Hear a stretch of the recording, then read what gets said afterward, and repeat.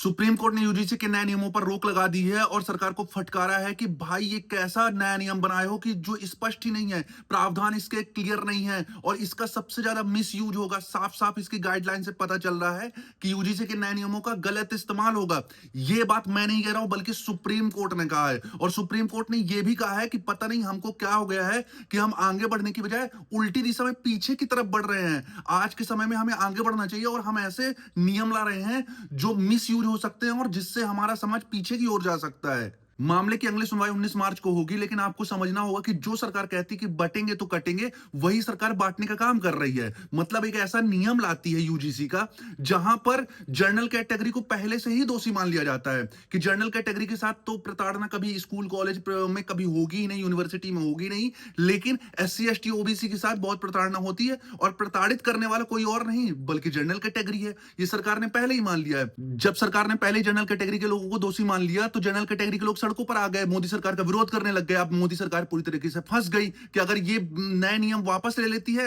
तो SC ST OBC जो है तो सरकार को रेलेगा और वोट नहीं देगा, और अगर वापस नहीं लेती है तो सवर्ण वर्ग नाराज हो जा रहा है, जनरल कैटेगरी के लोग नाराज हो रहे हैं और भाजपा से अपने पदों से इस्तीफा दे रहे हैं। मतलब सरकार जब फंस गई तो एक ही सरकार करती यही चीज करती है, वो हमेशा सुप्रीम कोर्ट पर टाल देती है। हालांकि सुप्रीम कोर्ट ने मान लिया कि यूजीसी के नए नियमों का गलत इस्तेमाल ज्यादा होता और इसके प्रावधान बिल्कुल भी स्पष्ट नहीं है, तो ये सवर्णों के लिए, ये जनरल कैटेगरी के लोगों के लिए बहुत बड़ी जीत है। लेकिन उनको याद रखना होगा कि ये नए नियम बनाने वाली कोई और नहीं बल्कि भाजपा सरकार थी, मोदी सरकार थी।